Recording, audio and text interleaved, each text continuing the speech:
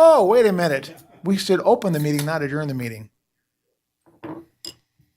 So we'll begin the meeting by the call to order. Roll call. Chair Pulitz, Present. Vice Chair Harlow, Here. Treasurer Rogers, Here. Member Flint, Member Horton, Member Hutter, Here. Member Golden. Here. A quorum is present. Thank you. And Carl, would you mind leading us in the pledge? I can do that. I pledge allegiance to the flag of the United States of America and to the republic for which it stands, one nation, under God, indivisible, with liberty and justice for all.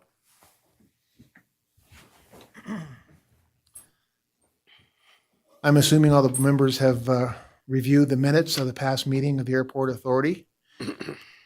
Is there a motion to approve the minutes? Okay. It's been a motion to approve. Is there a second? Second. All those in favor? Aye. Aye. Opposed? Okay, minutes pass.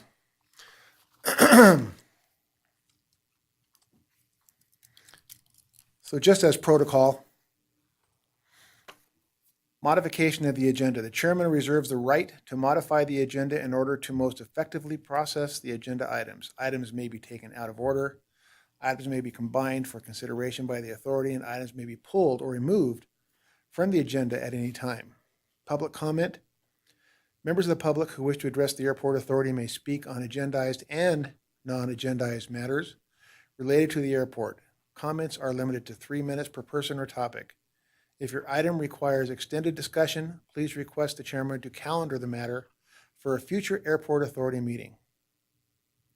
Public may provide public comment in advance of a meeting by written submission to the following email address, manager@flycarsoncity.com, for inclusion or reference in the minutes of the meeting. Your public comment must include your full name and address and be submitted via email by not later than 5 p.m. the day before the meeting.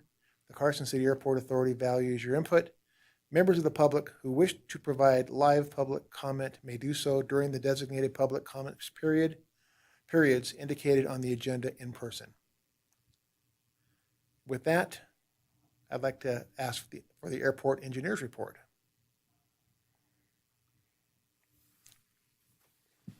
All right, for the record, Brian Martinez-Mullis with Wood Rogers.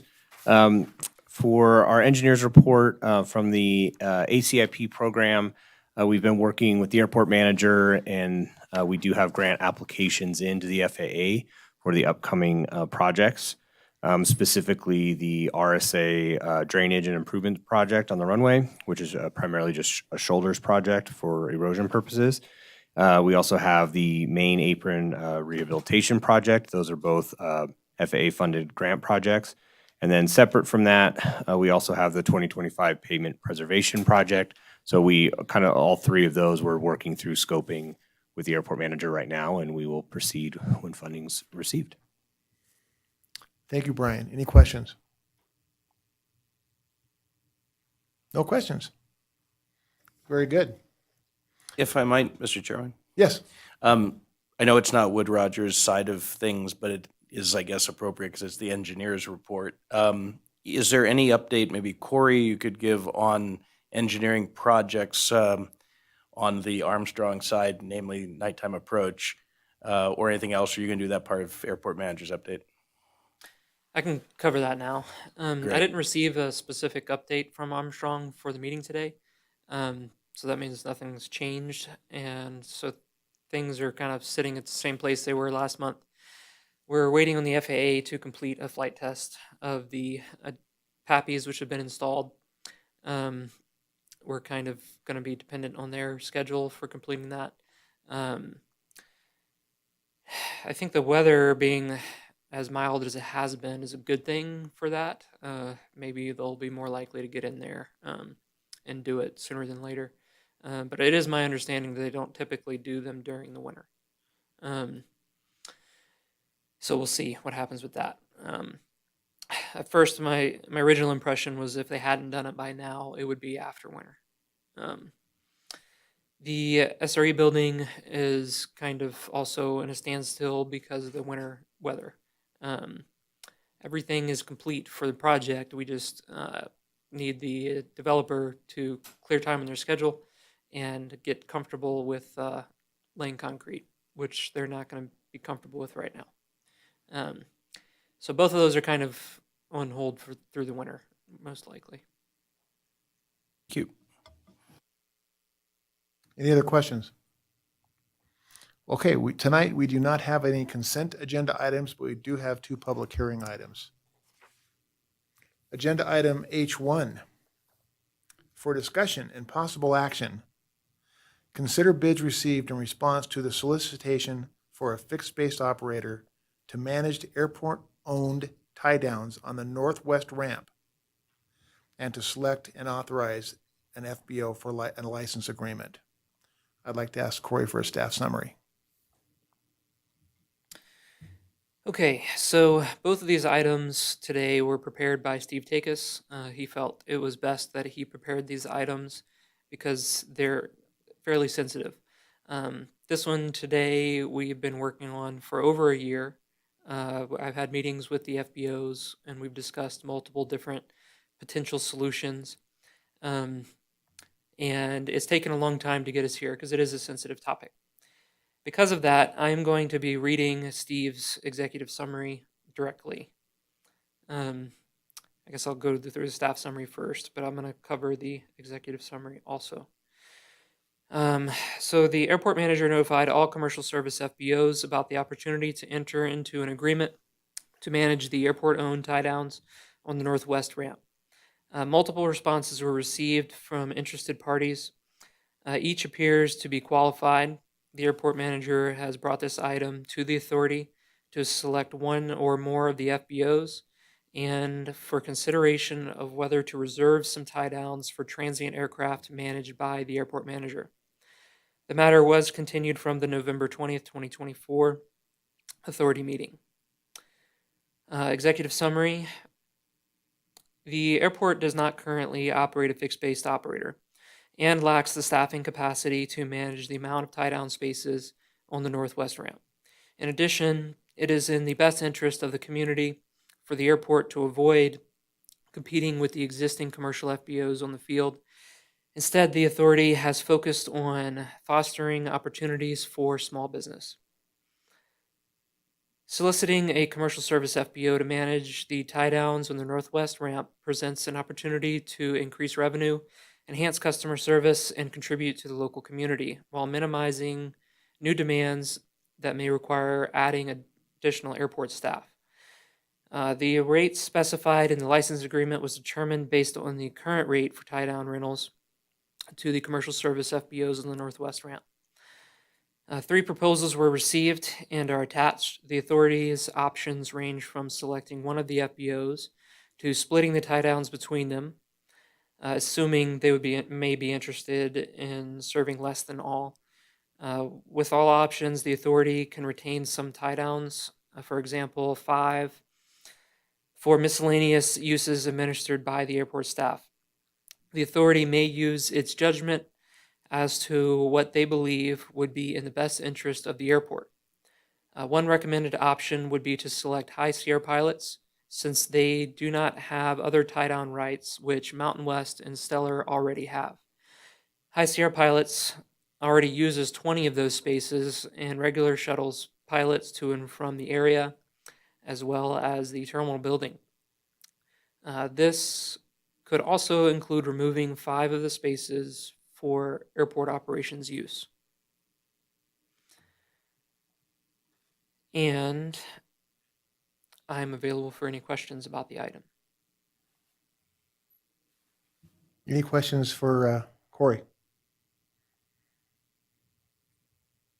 I want to point out that the fact is that since High Sierra Pilots is already using 20 of the tie-downs, and over the past several years, we never know if we're going to get a dime, if it's going to go to Mountain West or it's going to go to Stellar. No one even knows where the money's going forward. Sometimes when the people come in and park their planes in the tie-downs and they come in, the FBO doesn't even know where they are, whose tie-down they're actually on, whether it's FBOs or the airports, whatever. So it seems to me that I support Mr. Takis' suggestion and Corey's that we just adjust the motion to 20 tie downs, award them to High Sierra Pilots at that published rate that was presented which was $11.70 some cents, Corey?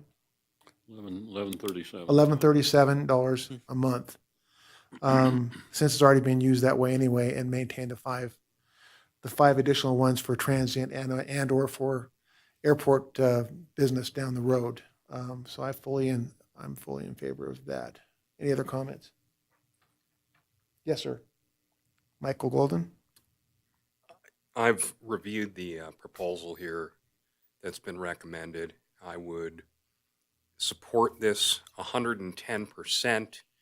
It kind of solves a little problem on the northwest ramp that exists today anyways, because these aircraft are there. They're occupying these spaces.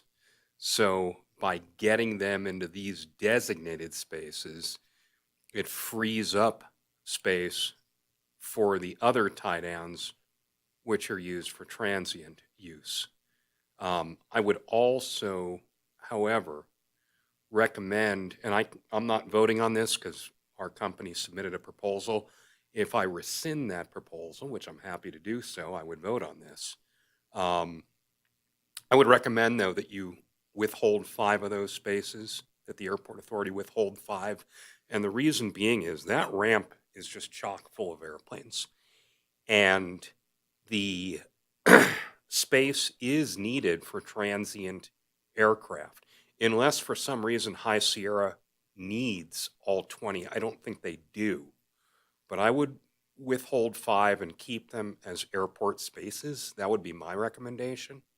The other thing is, and I've had this discussion with Corey, just so the airport authority is aware, the FAA has made it very clear on numerous occasions to airport sponsors that there must be parking available to transient aircraft through the airport itself. So you can't give an FBO a monopoly, which can then create other economic burdens to pilots. So that's another reason why I would say carve 5 out, have the airport retain those as transient parking. You got those, you got the jet circles out in front of the terminal building, and that covers the basis with the FAA, so we don't get a complaint from someone regarding that matter. Thank you, Michael. Any other comments? Yes, John? I also support the carving out 20 tie downs for High Sierra Pilots and retaining 5 for the airport. Just want to verify with our manager that you're comfortable managing the tie downs that will, if we accept that proposal, that we're managing, that it's, that 5 in the northwest ramp and the ones out in front of the terminal are manageable in terms of administering them as airport-owned tie downs. Okay, that's a good question. So some interesting history about these tie-down spaces. All of these spaces were actually originally a part of the Wickersham ground lease. If you look back in history, the airport did not manage any of those tie-downs at one point. They were all a part of other ground leases. For the airport to handle any tie-downs is an additional burden because we don't have FBO staff. Our airport operations staff are not FBO line service staff. Handling 5 is way better than handling 25, which would put the airport in a much better position than we're in today. Although I would hope to find another solution to where we can partner with the FBOs for collections on airport-owned and operated tie-downs.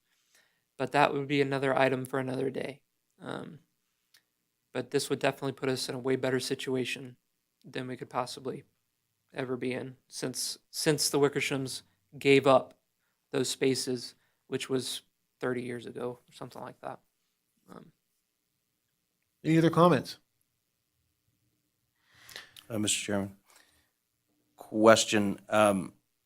So today, how are the spaces, not the ones we're talking about tonight, but the other airport-operated transient spaces on the terminal side, how are those marked? Same or different than non-reserved transient spaces operated by our FBOs, if that makes sense? So you bring up a good point in marking the tie-down spaces. On the northwest ramp, marking these spaces is going to be essential. High Sierra Pilots needs to mark them, and their spaces. The airport needs to mark the 5 remaining that'll be airports, and then Mountain West needs to have theirs marked as well, because it's going to get confusing for the pilots out there. On the south ramp, there's no markings.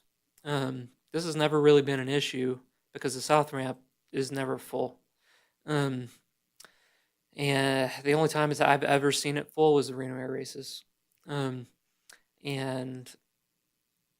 it's kind of never been a conflict. We've never had a conflict with Stellar over there, and maybe one occasion that I can think of. But we can paint those too, because we're going to need to paint those 5 on the northwest, and we can paint the ones in the south to match Yeah, please those do. 5. Please do. And as far as collections goes, it's essentially voluntary for the airport tie-down spaces. We have envelopes available on the terminal building, and we cross our fingers and hope that the pilots comply. There's surprisingly high level compliance on the south side. On the northwest side, we don't have any facilities over there. It's terrible, and it has been for many, many years. And that's why we're here today. I identified that as a problem very early on after I was hired here and started working on it, which eventually led us here, which is going to be way better for the airport in every way. And if I might, thank you, Corey, one other question, and that is, if we're not specifically holding 5 back, which might be something based on the conversation we're interested in doing, is High Sierra interested in leasing all 25? Is anybody interested in leasing all 25, just to understand what the expression of interest from the parties was? Yeah, so 2 of the parties were interested in all 25. High Sierra Pilots also said that they could manage all 25. High Sierra Pilots is really interested in accommodating their airplanes and their maintenance customers. With 20 spaces, they'll be able to accomplish that. This also puts them in a position where they're able to adequately handle their customers, but they're not doing more than that. They're not doing transient outside of that, which they're probably not the best company for managing transient. But, Michael's comments really hold true here. And us retaining those 5 spaces, I think, is important regardless. And we should come up with another agreement for those 5 spaces. And I don't really want to get into details of that too much, but ultimately, I think that the FBOs should have the option of collecting on airport-owned and operated tie-down spaces through a cost-share agreement, which I believe would be better for the airport because the FBOs that do more line services would be able to collect on those remaining 5. Okay, I'd like to ask if someone would like to make a motion, but the motion. Public comment. Oh, is there a public comment on this? No? Yes?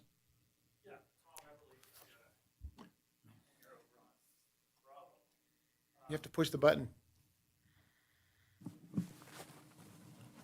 Tom Eberly.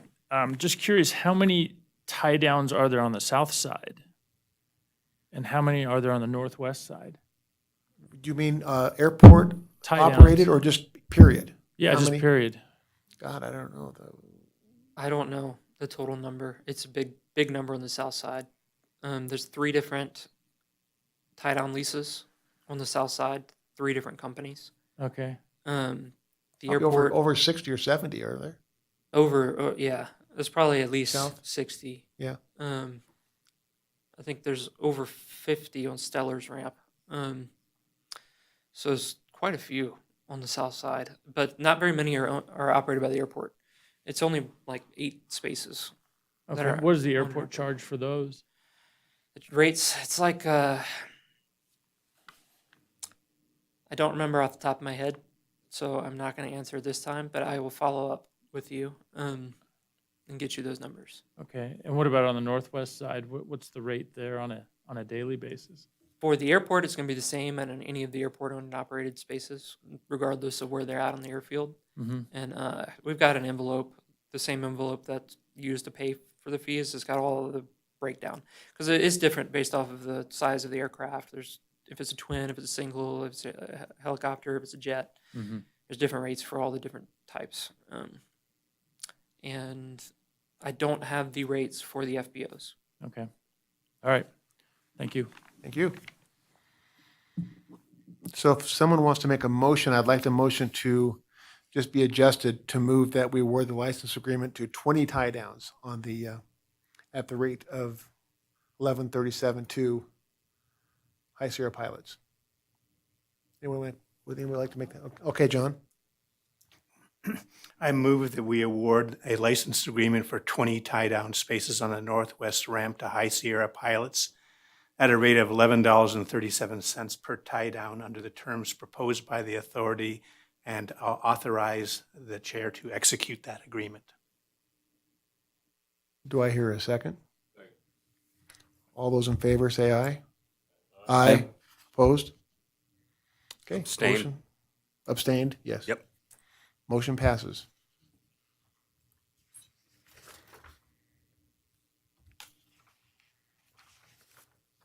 Okay, agenda item H2.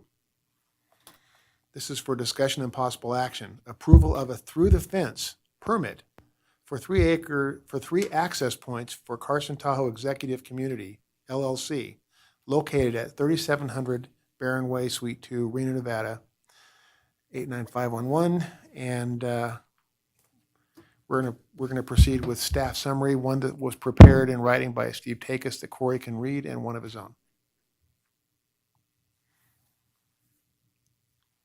Okay. Carson Tahoe Executive Community LLC has applied for a through-the-fence permit to establish 3 access points at their property located at the listed APNs. The applicant must adhere to the requirements outlined in the Carson City Municipal Code Title 19. Recent changes to the code have specifically allowed for the establishment of an adjacent hangar association under which this permit request falls. The changes in Carson City Municipal Code Title 19 were intended to facilitate such community developments, ensuring they meet safety, operational, and community standards. For the executive summary, Carson Tahoe Executive has proposed a hangar development outside the airport fence with through-the-fence access to the airport. The newly adopted Title 19 changes allow for such a development subject to a number of conditions, including but not limited to aircraft storage only, no aeronautical FBO activities, construction of a security fence for access, pavement of connecting taxi lane, payment of fees, city provisions to the airport authority of the city's portion of real property taxes on the hangars, and a number of other criteria. The method of implementing Title 19 requires the formation of an association, which CTE has created and has been filed with the Nevada Secretary of State as Carson Tahoe Executive Community LLC. To apply it to the property, CTE will be required to record a declaration of CCRs against the property and operate under rules and regulations adopted by Carson Tahoe Executive Community LLC. The latter requirements are being included in the permit as conditions, since those steps have not yet been taken. But CTE has provided the authority with the documents which staff found acceptable. There are other requirements set forth in Title 19 that are also incorporated, including but not limited to paving and maintaining the taxi lanes connecting the development to Taxiway Bravo, construction of a gate which will be controlled by airport using card or clicker devices for access, and other requirements. The through-the-fence access will still require some form of assurance from the FAA that by allowing the access, the airport authority is not jeopardizing continued FAA funding or violating any FAA requirements. In staff's preliminary meetings with the FAA, they indicated that through the fence for off-airport hangar developments are not favored, but are permitted so long as there is a significant financial benefit to the airport and that all FAA requirements are met. For example, safety, security, prohibition of FBO activities through the fence, and more. Approval of the permit will allow staff to meet with the FAA and obtain that assurance. It may come as an approval, a clearance, a determination of no FAA action, or some other form. To that end, staff is still waiting for the updated information on financial benefit from CTE. However, given the structure of Title 19, the airport is poised to obtain both the through the fence fees and the property taxes on the hangars, and thus we believe sufficient evidence should be available. The proposed permit is attached. It will become effective upon the authority obtaining the assurance from the FAA. At that point, the through the fence is the amount set forth for through the fence without hangars, which is a flat fee to be set by the authority. The current fee has already been previously set, and it is an annual fee of $750, since it is access not presently being used. This is per the rates approved by the authority on October 19th, 2022, per the FAA requirement to update through the fence fees at least once every 5 years. That requirement came from the FAA as a result of an on-site land use audit. This is something that we have been working on for over 3 years now. This has been a very long process. Steve and I have taken every measure to make sure that whenever this came before the board, the airport authority would be able to approve it with the assurance that we have covered our bases. And we absolutely have. And we do believe that this item should be approved. And I'm available for any questions.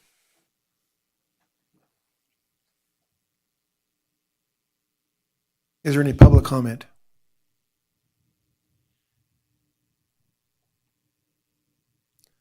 I have a question, and actually, the question actually is to you, James. This has been, as you know, an arduous 3-year process, and the airport authority is very, very, very motivated to make this happen. That being said, Corey, myself, and Steve Takis plan a trip down to Phoenix and meet with the FAA directly in person, so we can really hear them, what they have. If there are any concerns, we want to be able to address them. It's all about this value that goes with the airport. So it's important to us to really show that we're covering our bases.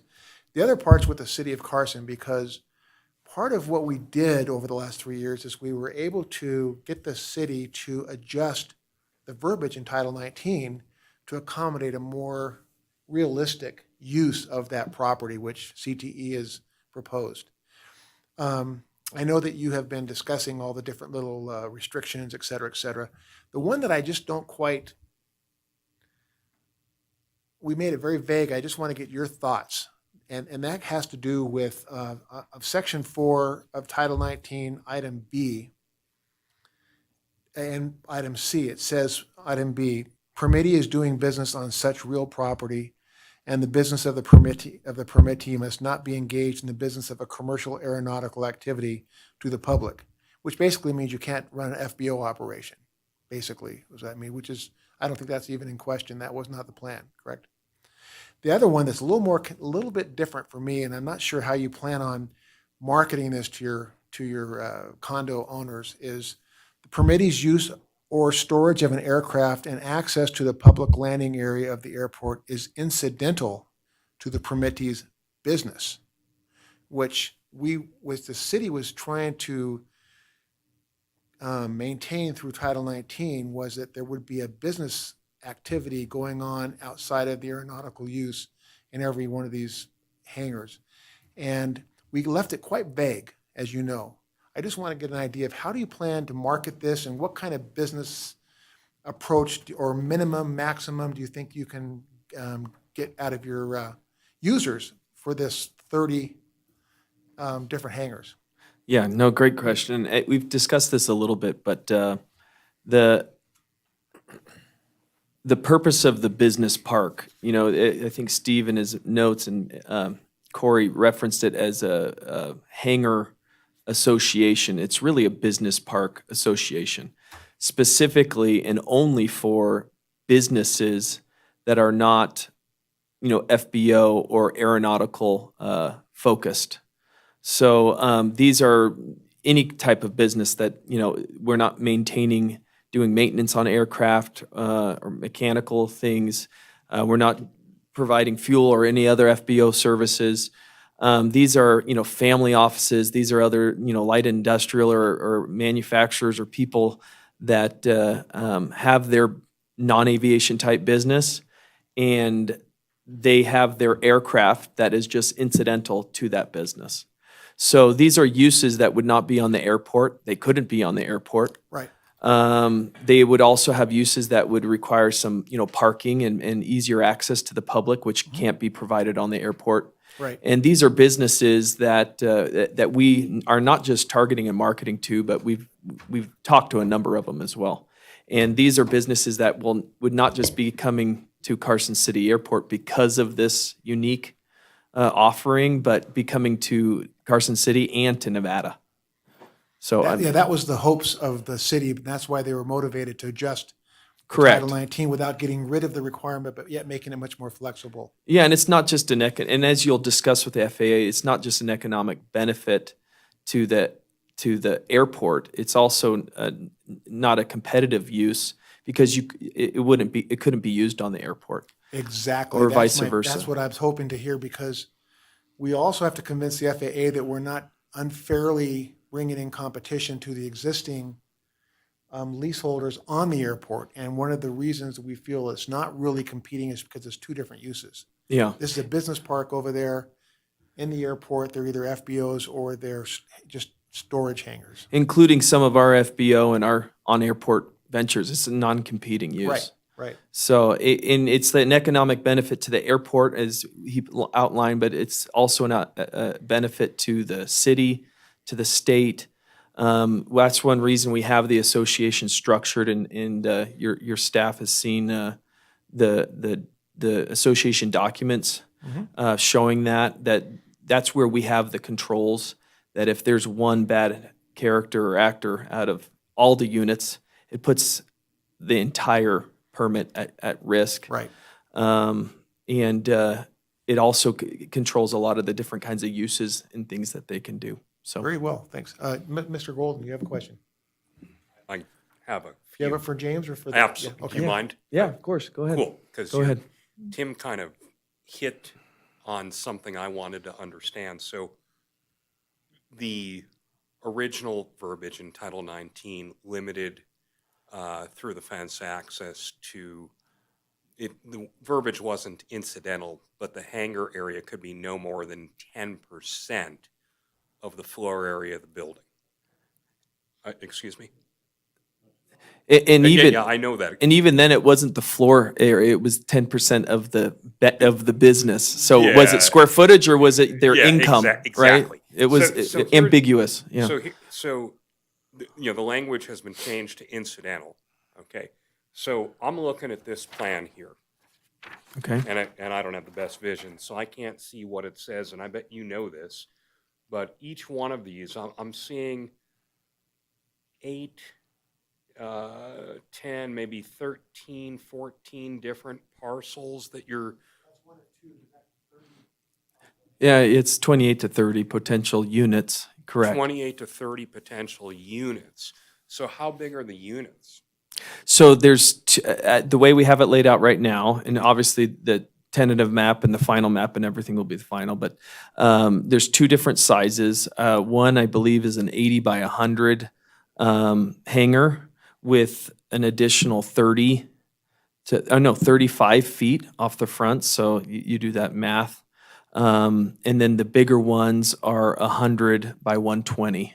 Right, but where's the offices? That's what I'm So trying to understand. that frontage by the part of the business park where the business is, that's an area that's either 80 or a 120 wide by 35 feet deep, and it can go up to 3 stories. So it can go anywhere. So really, though, what's being proposed here, so that, because help me understand where I'm going wrong here, Yep. that the floor area of these buildings would predominantly be hangar space, not office. Predominantly, but So 3 it's- stories, you're looking at 6,000, 5,000 to 6,000 square feet if you wanted to build it out. If you wanted to. Yeah. So really, though, what you're proposing is building hangars here and not, if I looked at it from a floor plan, square footage, the hangars are disproportionate to the actual business itself. The aircraft that is incidental to their business obviously takes up a lot more room than what they're doing their business with their phones and their computers and everything else. I understand. Yeah. I'm just trying to understand. Yep. Like I said, if we looked at floor area, if we looked at square footage, is it incidental or is it not? It's not incidental. These are hangars with a small office component, is what you're proposing. See, I think this is a great deal for the airport. I really do. Economically, financially, it's a great deal. Until you get into the fact that the hangars are not incidental. When you look at it, they're not. They're the bulk of the development. And what that does is it crowds out the airport authority's ability to lease land, because any business would prefer fee simple interest as opposed to a ground lease on an airport. So with 28 hangars, the airport is going to be hard pressed to lease space when you can buy the land from you, essentially. I mean, I wouldn't lease land on the airport to do this.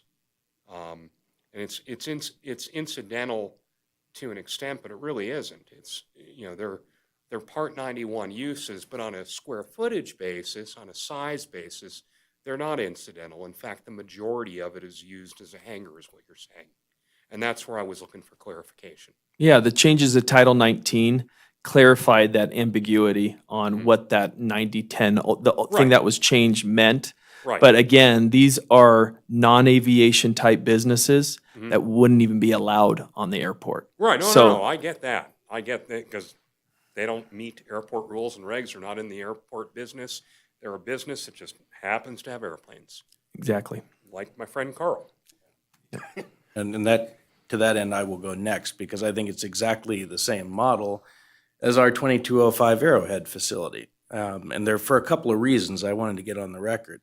So, granted, all of ClickBond is not in 2205 Arrowhead, but a very different business could be making a hell of a lot more money than I'm making and use no more space than we have there. And love to be in one of those businesses, because running 570 people and making things is hard. Not to suggest these other businesses aren't. I haven't been smart enough to crack the code. But my point here is that our interest as an airport authority is to look after the financial well-being of this airport and look at smart business development for this airport that will not only satisfy the FAA, which is part of our job, that we are making wise choices versus making choices that would compete with the airport itself, and therefore, in the FAA's mind, create more of a welfare child of the airport than a self-sustaining financial interest in the airport.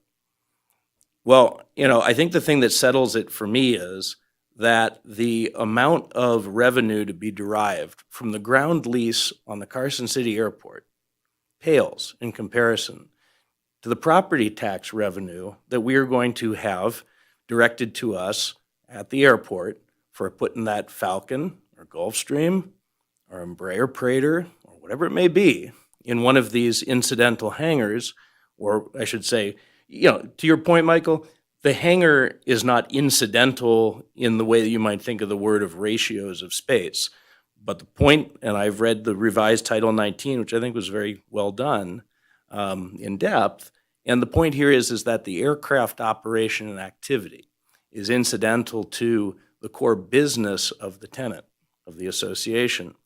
And so anyway, this, albeit incidental use, is going to generate an amazing amount of revenue for our good airport. And I think that when you zoom out and you look at the thing net, this is the type of development that you're not going to be able to, frankly, fit on airport property, other than the center triangle perhaps. As has been made, the point's been made, it is not really the type of use that is permitted on airport property. And so this is just, to me, a great win-win. And I appreciate everybody from both your side at CTE and the airport board and staff's, thoughtful work. I've been following this story, now for, years, that we're really moving the ball forward and we're getting this going. So I just want to say thanks to everybody for the patience and the really thorough thinking around this. I hope it all works out. Any other comments from the board members? Mr. Chairman, I would just like to note that high-end airplanes of the type that Carl was speaking of often have a maintenance function that comes with the airplane, and that would be perfectly proper, and allowed, as long as no other maintenance services, were offered. But if you have an airplane like a Falcon 8X, and there's one has been ordered for someone that has been using the airport, so that's not hypothetical. But a $65 million airplane like that requires a director of maintenance and somebody to perform daily tasks, on the airplane and each time that it flies. And that would be allowed under this agreement. Yeah, I'd like to just add to that real quick. Not only that, is if there's something more in depth or more intense that needs to be done, that's part of the draw and the benefit to the airport. There are mechanics and everybody just right there to assist in that, to pull it over to their hangar or wherever it might need to be. Well, that would be up to the individual hangar industrial unit owner, but oftentimes an internal maintenance function incident to the flight department is not an unusual thing for an airplane of that type. Thanks, Harlow. Any other comments? I have another comment. I just want to also reiterate what Mr. Hutter mentioned about the effort made by CTE and by the airport staff and the board, but also the city of Carson City. They want this. They made it very clear they'd like to see us have a win-win situation here. And they have been, I have to say, over the last couple of years, I've never been around Mayor Lori without her at least saying, what's going on with the CTE thing? She's really very supportive of this. So with that in mind, and her staff and our staff, I want to thank everybody for all their work. And maybe we could call on a member to make a motion. Mr. Rogers, go right ahead. I have one actual issue and that I'd like to get an answer to, and then one housekeeping item. So the issue, I've read the permit here, the access privilege permit, and I have to say that I haven't done thorough research on the revised Title 19 other than what we saw when it came through this group.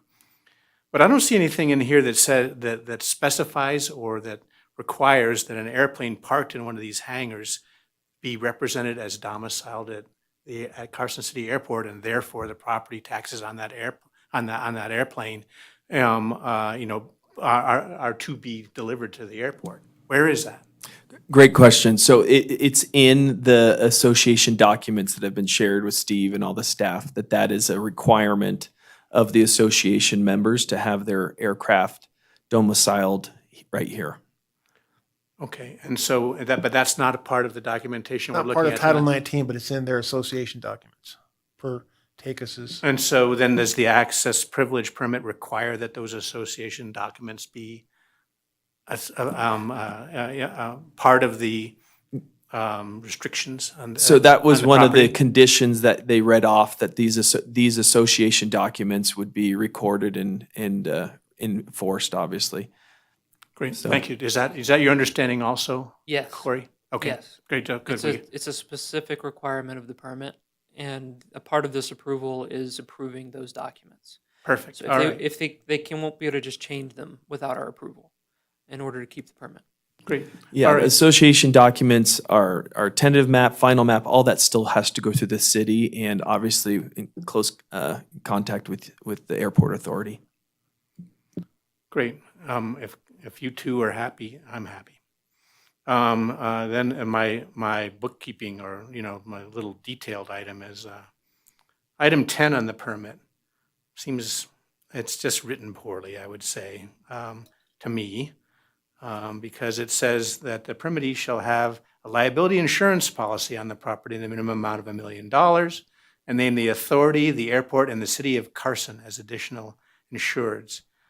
Well, I mean, I'd like to just see that cleaned up a touch, because the city of Carson is not the city that we live in. It could be Carson, California. There's lots of cities of Carson around. Carson City. Yeah, and then the authority and the airport. So I don't know the difference between those two. I think the airport authority is the airport. So I'm just thinking that we might want to just be clear that the city of Carson means the city of Carson City. It's Carson Is City, it? Carson City Consolidated Municipality. Yeah. So I would like to just see that cleaned up. It's dumb. It's a detail, doesn't have any real impact, but I'd like to, since we're getting a chance to approve this, I'd like that cleaned up a little bit, please. How do you feel about that, Corey? If you're going to make that sort of change, now is the time to do it. So to add that now would definitely be appropriate. And that's important. I mean, this is a very big approval. So if anybody feels like there needs to be a change, So what I Now's the recommend time. is that when you make the motion, John, and include that in the motion, that we make that clerical adjustment on that item. It's item. It's item also, 10. once we get the insurance, we just need to make sure we have the correct entities and names for that. That's the important part. Yeah, and I would say, I mean, Corey, check me on this. It seems like that should say that, and name the airport authority and the city of Carson City as additional insureds. Do you think that's adequate, or?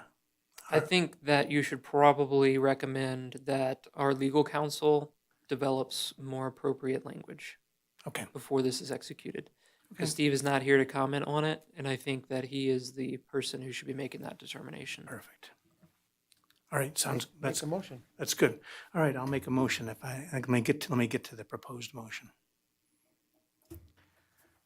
Might take a second here, just a second.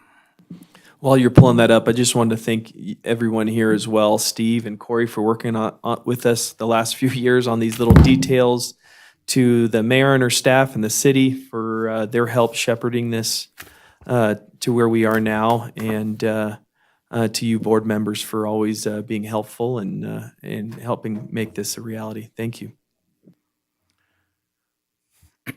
Okay, so I move that we approve the through the fence permit to Carson Tahoe Executive Community LLC under the terms and conditions set forth by staff, including taking a second look at item 10 on the permit to make sure that it properly identifies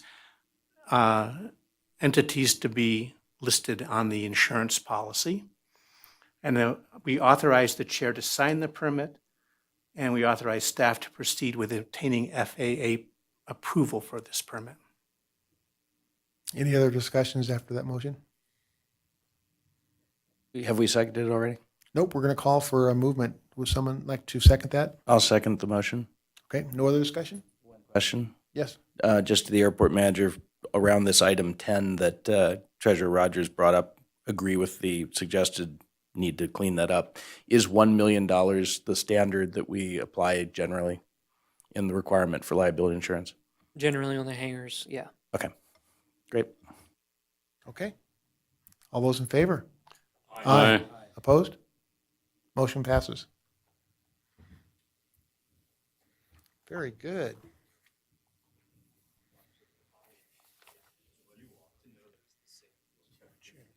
Yes. Okay, I was just pointed out that I screwed up again. Is there any other public comments on any other items that would like to be discussed before we move on to staff report? Nope. Okay, let's move on. Um, airport manager's report. Okay, so pavement maintenance. Brian hit on this a little bit already earlier in the engineer's report. Airport operations and maintenance are progressing with the next phase of pavement maintenance. We have an agreement with Wood Rogers to prepare the specifications and bidding documents for the upcoming phases of pavement maintenance, which will likely be carried out over the next 2 years. This is important because the FAA has informed us that if we do receive funding for the runway extension, that we will not receive funding for pavement maintenance. So each year, we need to really be dedicating our remaining budget to pavement maintenance.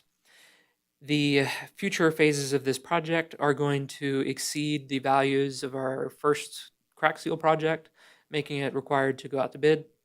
And also, because of how extensive it's going to be, and it's going to be in phases over probably a 2-year period, we feel that it is important for Wood Rogers to define that scope and prepare those bidding documents. The airport emergency planning meeting. So this month we held an airport emergency planning workshop and tabletop exercise. This engaged all private and public groups that may be involved in a large-scale emergency response at the airport. John Backadal, I think. All right, thank you. The emergency manager with Carson City facilitated the meeting extremely well, providing valuable insight for all parties involved. We will be updating our emergency plan to include a muster area. We'll probably do one on the south side of the airfield and one on the north side, along with a few other enhancements as a result of that meeting. This will also be followed up with a full-scale exercise, which will hopefully happen within about 6 months out at the airport. One of the portions of this is we need to acquire an aircraft fuselage. The FAA had one, and they had offered it available to us, but unfortunately that's no longer available. So I am engaging maintenance operators around the airfield to try to help us find a fuselage. So if anybody knows of a nice fuselage that wouldn't be too expensive for us to acquire, please let us know. How large of a fuselage? Well, in a perfect world, this would be a worst case scenario situation, but at the same time, it needs to be small enough for us to get it here. So that we need to walk a fine line there. I think Global Express would be kind of the perfect fuselage because that is an aircraft that uses our airport about 4 times a year. It's definitely the largest thing that comes here, but at the same time, I don't see it being small enough to get here easily. So maybe a Challenger 350, something in that size. But I think something as small as like a Citation Mustang would work. As long as it's a multi-passenger jet fuselage. But we're going to be creating that worst case scenario, 30 people involved, which will exceed the surge capacity of the airport, the local airport, and require us to get assistance from surrounding jurisdictions because it would exceed the responding capability of Carson City. And that's what this exercise was really focused around. But for us to just light something on fire, a Citation Mustang would be good. And we've even looked at like World War II era aircraft, like something like an Albatross or something, even though that's not really in line with the type of aircraft, the size would be. This exercise also does include another component, which Michaela Flint helped us with putting together, and that is during this mass emergency, there could be an in-flight emergency. And one of the things we primarily focused on is what do we do whenever we are dealing with 30 casualties, but there is an in-flight emergency that cannot divert. And so that's one of the primary focuses. And the reality is all emergency responders in the field have to be thinking about that in advance. And the only way that we could be prepared for that is if we're already planning for it. So that was one of the focuses of this exercise, and I think we really got that message across. And we've always had fantastic emergency response in Carson City, better than what I've seen at other airports. But general aviation airports have a really big problem. We are very unique. First responders are not trained to operate in that environment, but we do have the potential for pretty severe incidents. So we're really in a good position with Carson City. FAA acceptance. So we received a letter from the FAA confirming acceptance of our airport capital improvement plan. We are well poised to receive funding for 3 projects: the RSA drainage improvements, main apron rehabilitation, master plan forecasting update in support of a runway extension. And the grant applications for the drainage project and the apron rehabilitation have already been submitted to the FAA. And so far, we have not heard any negative feedback from the FAA. So it's all looking very good. I completed a comprehensive CPI audit whenever I did the CPI increases for the beginning of this year. This was completed for all of the ground leases that had an increase this year, resulting in a 6% CPI increase. But there were some findings in the audit. Most leases had a slight reduction in rates due to retroactive federal adjustments to CPI over time. So with our CPI adjustment model, we don't capture any adjustments that take place after the CPI has taken effect. This audit captured those adjustments, and it was a really small decrease, about $1 to the leases that applied to per month. A few of the leases had increases. That is likely due to previous errors. It's nearly impossible to pinpoint where errors may have taken place over time because some of these are really old, but there is no reason that they should have been less than the audit results. So those corrections were applied to the CPI adjustment and the notifications to the tenants. Some of the tenants received a little bit of both. There were some tenants that have multiple ground leases, and they saw increases and decreases, essentially almost nullifying the changes. Very few significant adjustments. I will continue to conduct this audit annually as long as the airport authority supports it, which will capture any retroactive CPI adjustments from the federal government.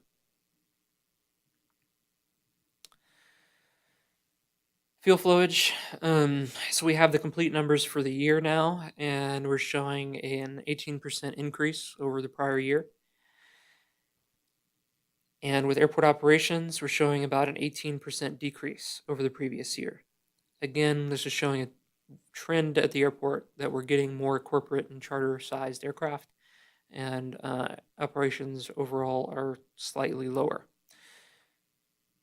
April and May were definitely notable. We had major increases in operations for those 2 months, but overall it was a decrease. Detailed charts of those operations for the previous 2 months are included below, and in both cases were fairly substantial decreases in operations overall for the previous 2 months. And that is all for the manager's report. And thanks, Corey. We don't have our legal counsel with us, so I don't think there's anything we have to report unless he asks you to say something. I have not received any comment. So we'll not have a legal counsel's report. Treasurer's report. Okay, you have the numbers in front of you. There's nothing in there that was noteworthy in my mind. We are growing growing our business very slowly at this point in time, and that's reflected in the numbers that you see. Happy to answer questions. Any questions? Okay, no questions. Any reports or comments from authority members?